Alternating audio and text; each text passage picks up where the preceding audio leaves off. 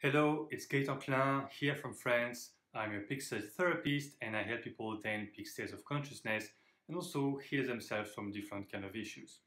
In this video, I'm going to talk about one of the most important concept and practice in peak state therapy and actually in life in general, which is acceptance.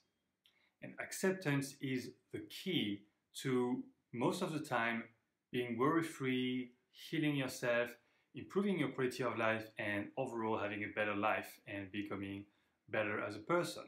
So acceptance. What does it mean to accept something? Well, basically acceptance is about not resisting what is, but actually allowing what is to be. And that means not separating yourself from what is or being in conflict with what is, but actually being with what is. So what do I mean by that? And in the context of healing, we apply it, for example, to getting rid of negative emotions. In peak state therapy, we use a technique that is based on feeling the emotion and accepting the emotion, especially negative emotions like fear, anger, sadness, trauma, powerlessness, rage, and so on and so on. So contrary to other approaches where you will try to push the emotion away or to ignore the emotion or to be stronger than the emotion, in this kind of therapy and in many trauma healing therapies actually, we go towards the emotion and we go through the emotion in order to heal it. And when I say going through an emotion, also means going through memory sometimes.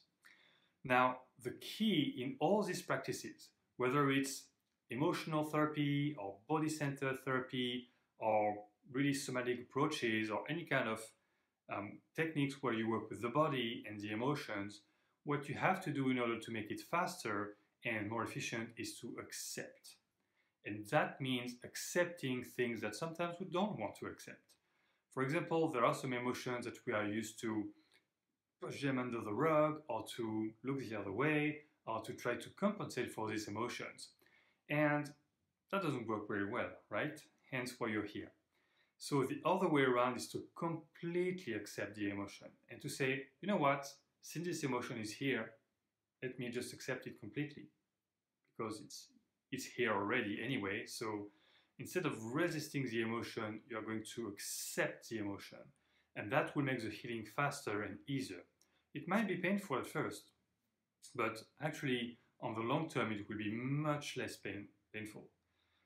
So acceptance means allowing or letting in, merging with, accept. And sometimes there are emotions that are really hard to accept, like rage or hate or loneliness and so on and so on. And you might need somebody to help you and guide you through it, but I encourage you to use this concept of acceptance in a larger sense. Everything that you resist in life will also resist back. When you push something in one direction, it has a tendency to push back in the other direction, right? Or unless you can maintain a constant effort. But sometimes you try to push things back and you fight things and you're angry and you're struggling and you're shouting and you're expressing how disappointed you are and you're blaming life for all these problems. Okay, but does it work? All you do is create more suffering from yourself. And I know it's easy to say for me, and it's not easy to do. It's a practice and it takes years. But if you can accept things in life, you will see that everything's become easier. Even finding solutions or changing yourself or changing the circumstances becomes easier when you accept them first. For example, if you have a conflict with somebody, you might try to resolve the conflict by being stronger, by pushing, by being convincing, or by inviting other people into the debate, or being angry, and so on and so on, putting pressure on the other person. Sometimes it works, but sometimes it doesn't work, especially in intimate relationship when we want harmony and love and not conflict. So what if instead you try to accept the other person as they are? Completely accept them. Even if they do things that annoy you, makes you angry, frustrates you, What if you allow them to be for one moment?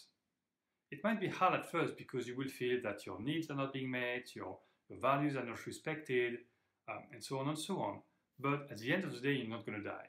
Okay? So just for a minute, open yourself to this new idea of, first, I completely accept the other person.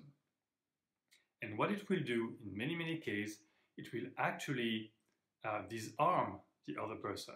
Because if they really feel that you accept them, they will have nothing to fight against, right? They're being used to fighting against you and having these arguments. And if suddenly you open the door and there is no response, then there is no conflict. And the message that passes through is, we're safe together because I accept you. People feel safe when they are accepted. And isn't it what we want? To be accepted as we are, even with our flaws sometimes? Yes, that's what we want. But what if you give it first? Well, you will notice that people respond to you in a different way. Even if sometimes it hurts because your needs are not being met, you're not getting what you want. Okay, but if you are generous and give this acceptance, not only you will give people what they want, and you will see that it will be much easier to find better solutions and win-win situations, but you will also feel good yourself. Not just doing it for somebody else, you're doing it for yourself too, because it feels great to not be in conflict with reality. And again, if things are going wrong in your life, or you're worried about what happens in the world, or angry at the world and society, you're creating those resentment and bitterness inside yourself. Does it help you? I doubt it.